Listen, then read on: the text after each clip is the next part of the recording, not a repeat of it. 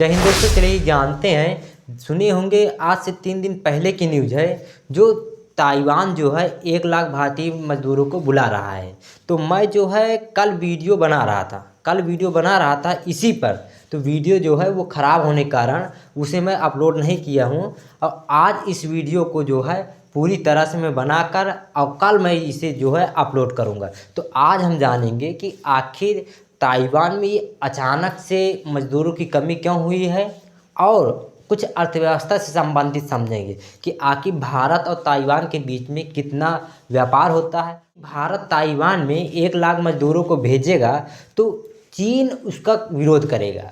तो चीन और भारत के बीच में भी समझना पड़ेगा कि भारत और चीन के बीच में कितना व्यापार होता है, और हमें कौन कौन सी चीज़ जो महत्वपूर्ण उपकरण है जो मंगाते हैं उसके बारे में समझना पड़ेगा कि आखिर चीन से हम कौन कौन से सामान खरीदते हैं, जिसके कारण क्या है कि हो सकता है कि वो इस पर कुछ रोक लगा दिए। ठीक है, जिसके कारण क्या है, क्योंकि चीन जो है नहीं चाहता कि ताइवान ग्रोथ करे, क्योंकि जितना ताइवान ग्रोथ करेगा उतना वो ताइवान के सिरदर्द बनेगा। क्योंकि देखेंगे तो ताइवान जो है वन चाइना पॉलिसी के तहत जो है ताइवान को अपना बताता है। अब वो ताइवान जो है चीन का है ही। ठीक है, तो देखेंगे तो सभी जो G7 देश हैं, चाहे अमेरिका हो, यूके है, ये जो सारे देश हैं जो ताइवान को एक स्वतंत्र देश की रूप में देखते हैं। हालांकि वन चाइना पॉलिसी में ये साइन किए हैं, लेकिन देखेंगे तो ये जो है इसको एक स्वतंत्र देश के रूप में मतलब कि एक स्वतंत्र देश के रूप में ये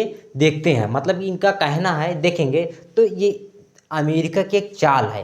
क्योंकि देखेंगे जितने भी देश मतलब कि ग्रोथ या डेवलप बन रहे हैं जो देश, उन्हें एक तरह से देखेंगे तो उनकी अर्थव्यवस्था गिरा कर उन्हें कम करना चाहता है। जैसे देखेंगे तो रसिया का गिरा चुका है। ठीक है, रसिया गिरा चुका है। रसिया के बाद देखेंगे तो इधर अब जो है, एक बात सुने होंगे, ताइवान और चीन के बीच में कुछ दिक्कत हुई थी। ठीक है, वो भी कहाँ, समुद्र यात्रा में। ठीक है, कुछ दिक्कत हुई थी, जिसके कारण क्या है कि अमेरिका अपने द्वारा जो है लगभग 250 बिलियन, मुझे याद नहीं उस वक्त, लेकिन 250 बिलियन कांग्रेस के द्वारा पारित किया गया था।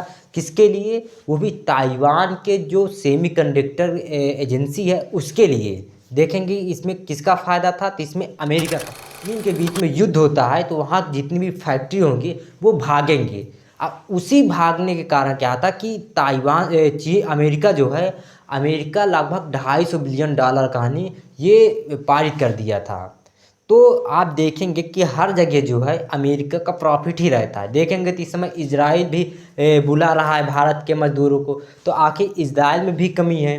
तो देखेंगे एक प्रकार से इजराइल और अमेरिका में, तो इजराइल अमेरिका इन्हीं दोनों का फ़ायदा है। बाकी इस युद्ध में देखेंगे तो किसी का कुछ नहीं फ़ायदा है।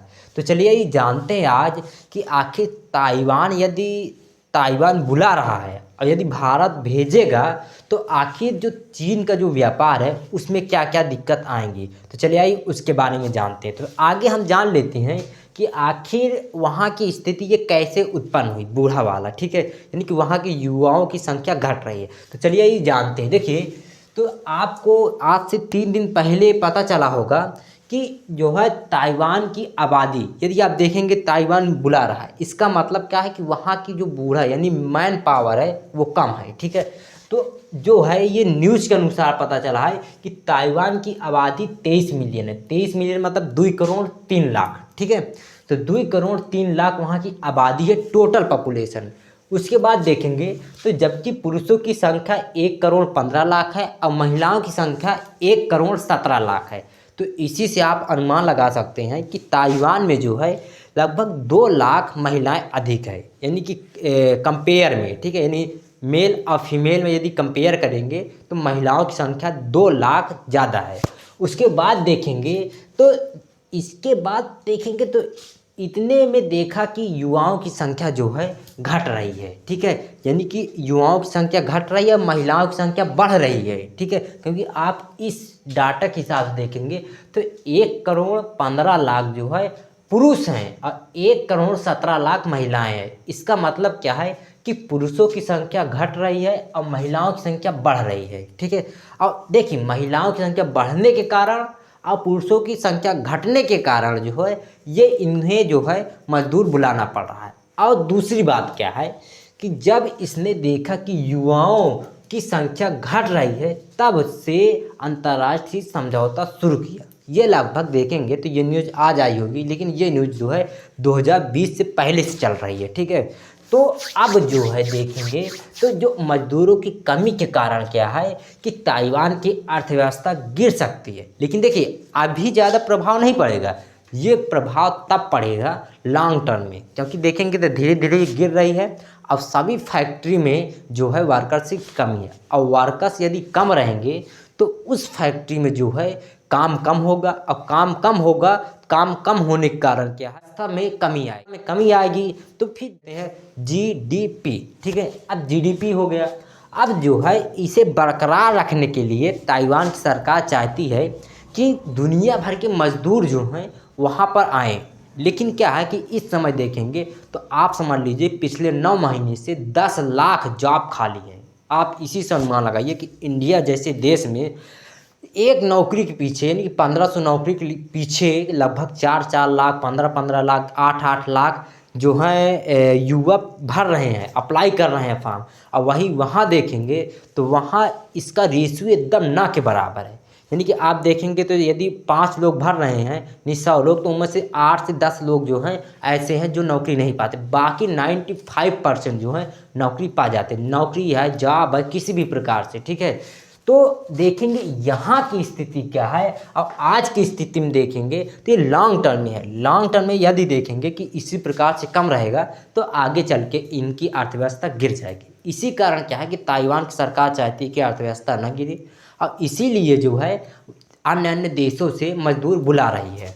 अब देखेंगे फॉक्सकॉन जो कंपनी है, फॉक्सकॉन जो कंपनी है ये जो है आईफोन और एप्पल जैसे फ़ोन का निर्माण करती है। जब इसमें जो है 3% की गिरावट आई है, लगभग 15,000 से कहीं ज़्यादा जो है मजदूर कम है इस केवल फैक्ट्री में, ठीक है। फॉक्सकॉन की कंपनी है, ठीक है, फॉक्सकॉन की कंपनी है। लगभग इसमें 3% की कमी आई है, और डाटा के अनुसार पता चला है कि इसमें कम से कम 15,000 केवल इसी कंपनी में वर्कर्स की कमी है, और अन्य में भी काफ़ी कमी है। जिसके कारण क्या है कि टोटल देखेंगे तो लगभग 10 लाख जॉब खाली है। अब इसके आगे आखिर समझते हैं कि आखिर कमी कौन कौन सेक्टर में है। तो देखेंगे जैसे होटल है, इंफ्रास्ट्रक्चर है, एग्रीकल्चर है। एग्रीकल्चर के बाद देखेंगे तो अन्य भी बहुत सी चीज़ हैं इंफ्रास्ट्रक्चर के अलावा, ठीक है। काफ़ी ऐसे सेक्टर हैं जिनमें मज़दूरों की कमी है। तो ताइवान कुल मिला के जो है मजदूरों को मैन पावर बुलाना चाहता है। और इंडिया के लिए देखेंगे तो ये एक तरह से देखेंगे तो ये एक बड़ी अपॉर्चुनिटी है, मौका है। क्योंकि देखेंगे इस समय जो है भारत की जो युवा पीढ़ी है बहुत ज़्यादा है। आज से लगभग 10 से 15 दिन पहले एक मेरे भैया हैं जिनसे बात हो रही थी इसी आबादी के कारण, ठीक है, यानी कि जनसंख्या पॉपुलेशन से संबंधित बात हो रही थी। उनका कहना था कि आबादी जितनी बढ़ेगी, ठीक है, आबादी जितनी बढ़ेगी उतना देश के अब गरीबी आएगी। गरीबी है, अब बेरोजगारी है, ये सब आएगा, ठीक है। लेकिन जहाँ तक मेरा मानना है, देखिए गरीबी और वो यानी कि गरीबी है, बेरोजगारी ये तब आएगी, कैसे आएगी।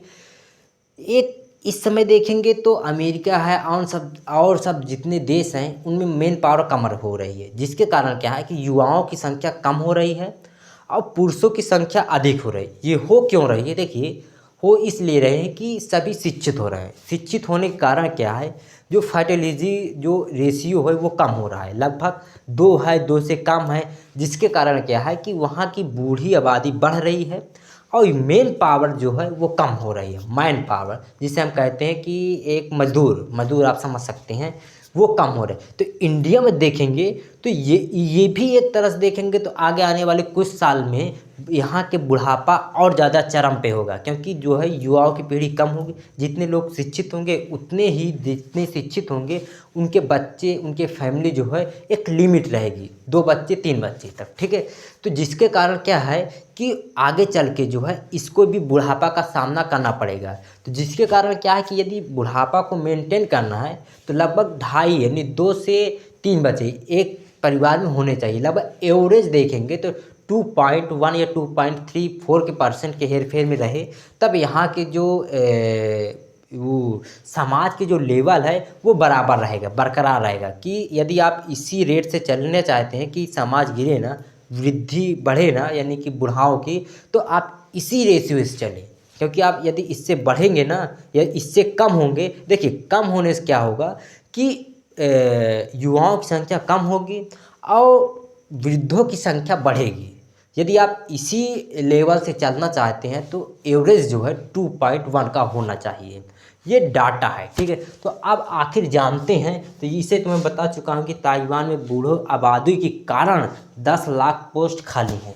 अब देखेंगे कि ब्लूमबर्ग का भी यही कहना है कि ताइवान श्रम संकट से अर्थव्यवस्था पर खतरा मंडरा रहा है। इसका मतलब है कि ये बहुत लॉन्ग टर्म में है और ये पहले से ये सभी को पता है कि हाँ यार आगे चल के मैन पावर कम होगी और मैन पावर कम होने के कारण अर्थव्यवस्था में गिरावट आएगी, जिसके कारण यह है कि ताइवान जो है बुला रहा है।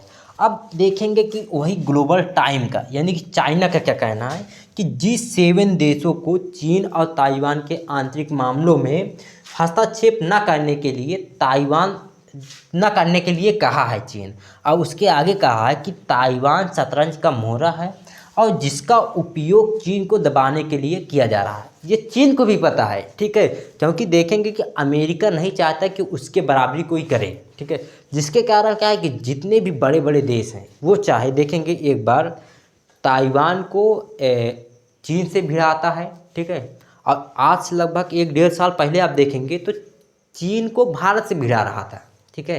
लेकिन भारत को मदद कर रहा था कि हम आपकी मदद करेंगे, आप जो है अपनी सीमा की रक्षा करें। वो जो है गलवान से संबंधित कुछ ऐसा मामला था जिसमें भारत बहुत अग्रेसन किया था और भारत के साथ जो है अमेरिका खड़ा हो गया था। क्यों? अब देखिए यदि अमेरिका यदि खड़ा भी होता है तो भी हमारा ही घाटा होता है, क्योंकि देखेंगे कि कहाँ भी देखेंगे तो चाइना के पास है और भारत के पास 3.7 ट्रिलियन का है। तो आप अनुमान लगा सकते कई गुना ज़्यादा है भारत से की तुलना में। तो ये एक अच्छा समय नहीं होगा, ठीक है, क्योंकि देखेंगे यदि हम इस समय युद्ध भी करेंगे तो भी हम हारेंगे, ठीक है। तो अमेरिका जो है एक तरह से भारत और चीन को भी भिड़ाना चाहता है, जिसके कारण क्या है कि चीन की इकॉनमी गिरे, ठीक है, और उसके साथ साथ भारत की इकॉनमी भी गिरेगी, जिसके कारण क्या है कि अमेरिका के बराबर दूसरा कोई देश पहुंच नहीं पाएगा। ये इसी प्रकार से एक दूसरे से भिड़ाता है। अब हम जानते हैं कि आखिर चीन और भारत के बीच में कितना ट्रेड होता है, जिससे आपको समझ में आएगा कि आखिर भारत को कौन सा पक्ष लेना चाहिए। यदि भारत भेजता है 1 लाख मजदूरों को तो चीन जो है इसको विरोध करेगा और चीन विरोध करेगा और हो सकता है कि जो पावर सेक्टर है जो वहाँ से भेजते हैं, इंपोर्ट करता है, उसमें कुछ गड़बड़ी कर सकता है। गड़बड़ी करने का मतलब है कि उसे रोक सकता है, ठीक है, या फिर उनमें कुछ कटौती कर सकता है, कुछ भी कर सकता है, जिसके कारण क्या है कि भारत में महंगाई दर बढ़ जाएगी, ठीक है। तो अब जो हम इसके आगे समझेंगे कि आखिर भारत और चीन के बीच कितना व्यापार होता है, अब भारत और ताइवान के बीच में कितना व्यापार होता है, तब आपको समझ में आएगा कि भारत स्टैंड किस पर ले, ठीक है। तो चलिए आइए अब इसके आगे हम जानते हैं भारत और चीन के बीच में कितना व्यापार होता है। तो देखेंगे पिछले साल के 2022 के आंकड़े के, तो आंकड़े के हिसाब देखेंगे टोटल ट्रेड भारत और चीन के बीच में $135 बिलियन का व्यापार हुआ था। 135 बिलियन, जिनमें से व्यापार घाटा जिसे हम ट्रेड डेफिसिट कहते हैं, उनमें देखेंगे तो $69 बिलियन का घाटा हुआ था भारत को। अब ट्रेड डेफिसिट क्या है, तो एक प्रकार से ये देखिए समझिए कि भारत जो है चीन से खरीदता ज़्यादा है और भारत जो है चीन को बेचता बहुत कम है। तो इसका मतलब है जो $69 बिलियन ये जो व्यापार घाटा हुआ है भारत को, तो इसका मतलब है कि जितना चीन भारत में बेचता है उसके मुकाबले में जो है ये माइनस है, यानी कि उसके मुकाबले बहुत कम जो है इंडिया चीन को बेचता है। कुल मिलाकर $69 बिलियन का घाटा हुआ था केवल 2022 में, केवल चीन अकेले से, और पता नहीं कितने देशों से जो है व्यापार घाटा चलता है। इसीलिए देखेंगे तो भारत जो है अब इस समय मोदी जी एक वो चला रहे हैं क्या, तो आत्मनिर्भर भारत जो चलाया जा रहा है वो इसी के लिए किया जा रहा है। तो एक रिपोर्ट देखिए जिसमें खबर आई है कि अब तो जो है इम्पोर्ट जो होता है, यानी कि भारत के जो बाहर देश हैं उनसे ख़रीदा कम जाता है। ठीक है, ये तो बहुत खुशी की बात है।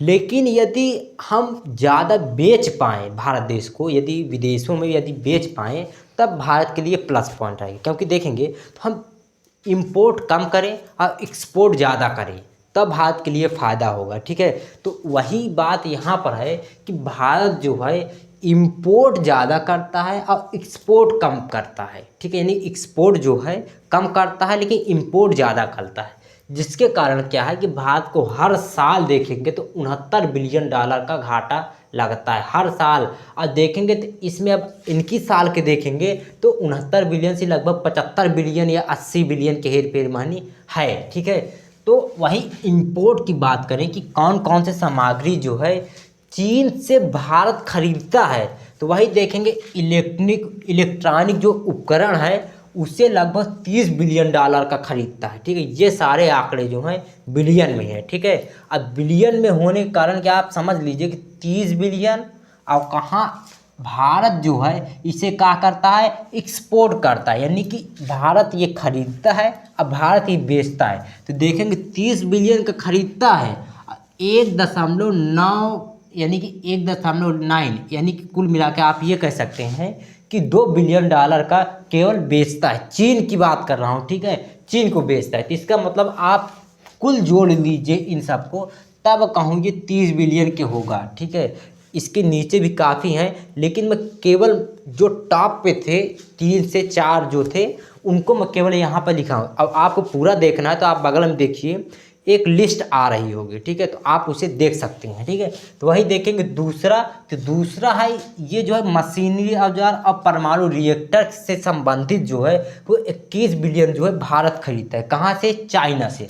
वही दूसरे नंबर पर भारत चीन को बेचता का क्या है, तो जैविक रसायन 1.63 बिलियन का ये बेचता है चीन को। उसके बाद देखेंगे जैविक रसायन जो है जैविक कोहनी 13 बिलियन खरीदता है और ये जो है 1 बिलियन का बेचता है। आप आंकड़ा देखिए, इधर देखिए और इधर देखिए। उसके बाद प्लास्टिक 5 बिलियन का नहीं है भारत खरीदता है, जिनमें से 1 बिलियन डॉलर का ये बेचता है। क्या क्या, अयस्कों का लावा और राख बेचता है।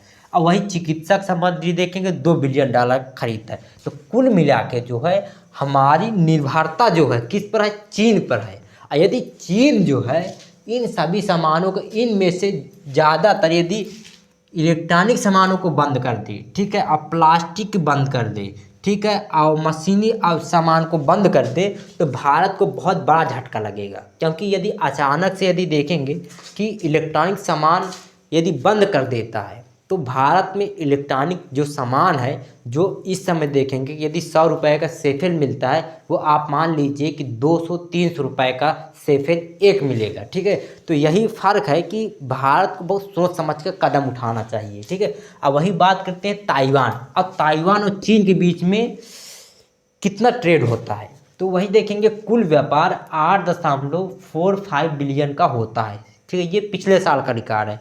अब कहाँ 8 बिलियन, अब जितने का हम व्यापार नहीं करते उतना तो हम चाइना से खरीद लेते हैं। देख लीजिए आप किसी भी की आंकड़े को देख लीजिए, कहाँ 8 बिलियन का ये टोटल व्यापार है। किसका किसका, भारत और ताइवान का। अब वही देखेंगे चीन का, तो केवल हम 30 बिलियन डॉलर का केवल हम इलेक्ट्रॉनिक सामान खरीद लेते हैं। आप इसी से अनुमान लगाइए कि हमारी निर्भरता जो है चीन पर कितना है। ठीक है, उसके बाद देखेंगे कि आखिर भारत जो है खरीदता कौन कौन से। देखें कि एक्सपोर्ट कितना करता है 3 बिलियन का, इंपोर्ट कितना करता है 792 मिलियन का। ठीक है, कुछ सामानों में, जिनमें से ताइवान के देखेंगे तो ताइवान एक्सपोर्ट कितना करता है 5 बिलियन डॉलर का, और इंपोर्ट कितना करता है तो 3.14 बिलियन डॉलर का। तो अब आखिर आपको समझ में आ गया होगा कि आखिर भारत को वहाँ भेजना चाहिए कि नहीं। क्योंकि देखेंगे तो ताइवान पहले से भी इसका विरोध कर चुका है। ठीक है, जो भेज रहे हैं, क्योंकि देखेंगे कि ताइवान का वो चाहता नहीं है। क्योंकि देखेंगे जितना ताइवान की इकॉनमी ग्रोथ होगी उतना जो है चीन के लिए सिर दर्द होगा, दिक्कत होगी। तो इसीलिए जो है चीन जो है इसका विरोध करेगा, अब विरोध करेगा और हो सकता है भारत में कुछ भी दिक्कत आएगी। यदि भेजेगा भारत बहुत सोच समझ के कदम उठाना चाहिए।